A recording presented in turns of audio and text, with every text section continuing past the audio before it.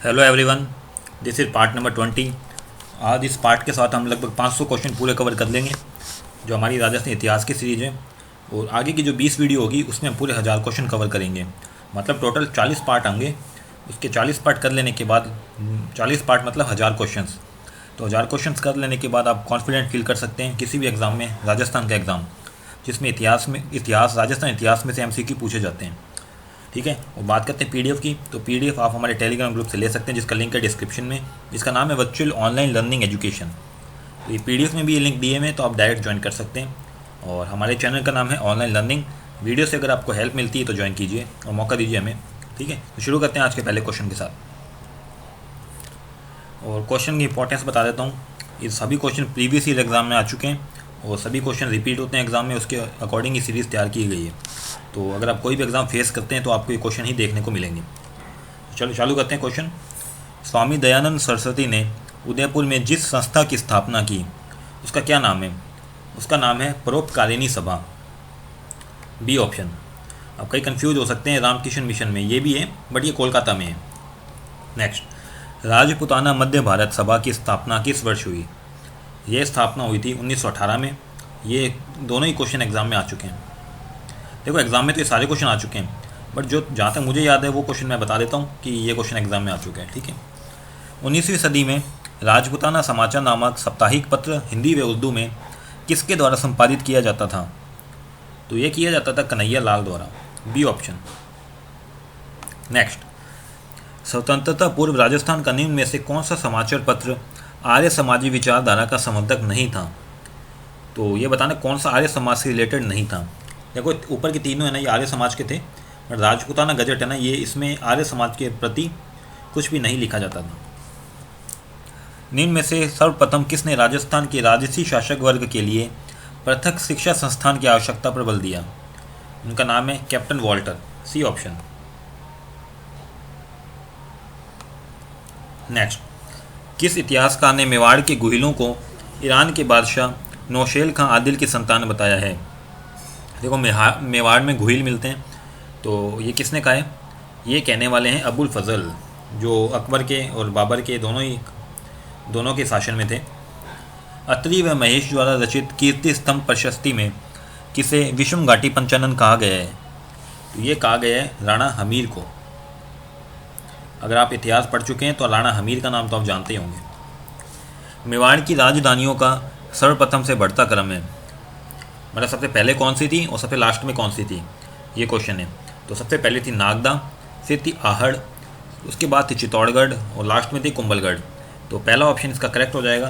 और इसी के साथ मैं बता देता हूँ ये क्वेश्चन इतना इंपॉर्टेंट है कि कम से कम 7 या 8 बार एग्जाम में रिपीट हो चुके हैं। नेक्स्ट, किसके समय सीसे व जस्ते की प्रसिद्ध खान जावर की खोज की गई?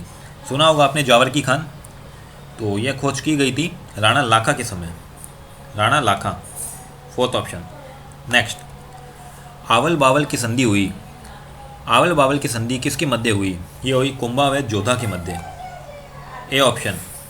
Okay, moving to the next question. Sarangpur का युद्ध लड़ा गया, किन किन के बीच में लड़ा गया? तो यह युद्ध लड़ा गया था, 4 ऑप्शन आपके पास। राइट आंसर इसका होगा महमूद खिलजी व कुंभा। कौन सा ऑप्शन है? फर्स्ट ऑप्शन, कुंभा व महमूद खिलजी। ठीक है। नेक्स्ट, चंपानेर की संधि किन के मध्य हुई? क्वेश्चन एग्जाम का है ये। तो ये हुई थी कुतुबुद्दीन शाह व महमूद खिलजी। और इंडियन जीके में भी ये क्वेश्चन कई बार आ चुके हैं, चंपानेर की संधि। SSC में आया था ये एक बार एग्जाम में क्वेश्चन। वीर विनोद के अनुसार कुंभा ने राजस्थान के 84 दुर्गों में से कितने दुर्गों का निर्माण करवाया? तो ये बात हो रही है यहाँ पर कुंभा की। तो इन्होंने टोटल निर्माण करवाया 32 दुर्गों का, according to Veer Vinod, A option. ठीक है, तो इसका ए ऑप्शन करेक्ट होगा। चलते हैं क्वेश्चन नंबर 489 में। कन्हैया लाल सेठिया द्वारा रचित पाथल पीथल रचना में पाथल कहा गया है, किसे कहा गया है? महाराणा प्रताप को, A option. Next, Haldi Ghati युद्ध को अबुल फजल ने क्या कहा? तो अबुल फजल अकबर का जो कवि था, राइटर था यू कैन से। तो इन्होंने कहा खमनोर का युद्ध, खमनोर का युद्ध, ए ऑप्शन। देखो ये पहले फारसी लैंग्वेज बोला करते थे, तो उसके अकॉर्डिंग ही वर्ड है ये। प्रताप के घोड़े चेतक की समाधि बनी हुई है। ये इतना इंपॉर्टेंट क्वेश्चन है, कम से कम 10 बार रिपीट हो चुका है और ये आपको पता भी होना चाहिए। तो बलीचा गांव है राजस्थान में, तो वहाँ की बात हो रही है ये ऑप्शन। राणा प्रताप के प्रिय हाथी का नाम था जिसका नाम अकबर ने पीर प्रसाद कर दिया था। तो ये क्या था उनका नाम? राम प्रसाद, जिनका नाम पीर प्रसाद कर दिया था। Second option. नेक्स्ट, छापामार पद्धति का सर्वप्रथम प्रयोग करने वाला राजस्थान का राजपूत राजा था। तो छापामार पद्धति सर्वप्रथम यूज की थी राणा उदय सिंह ने। Third option. नेक्स्ट, किस प्रशस्ति के अनुसार हल्दी घाटी युद्ध में राणा प्रताप की विजय हुई?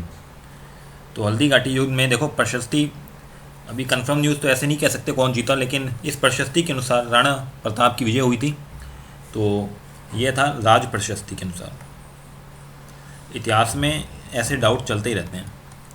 महाराणा प्रताप की छतरी बनी हुई है, कहाँ पर है ये? बांडोली में, ये ऑप्शन। नेक्स्ट, अकबर द्वारा प्रताप के विरुद्ध भेजे गए सैनिक अभियान में अंतिम सैनिक अभियान का नेतृत्व किसने किया? तो ये सबसे लास्ट में करने वाले थे Jagannath Kachhwaha, C option. Next, Ahar की महासतियों में सबसे पहली छतरी है, क्या होगा इसका राइट आंसर? अमर सिंह की, ए ऑप्शन। नेक्स्ट, किस दुर्ग के बारे में अब्बुल फजल ने कहा कि यह दुर्ग इतनी बुलंदी पर बना हुआ है, नीचे से ऊपर देखने पर सिर से पगड़ी गिर जाती है? तो ये इतना ऊंचा बना हुआ है, कहाँ का है?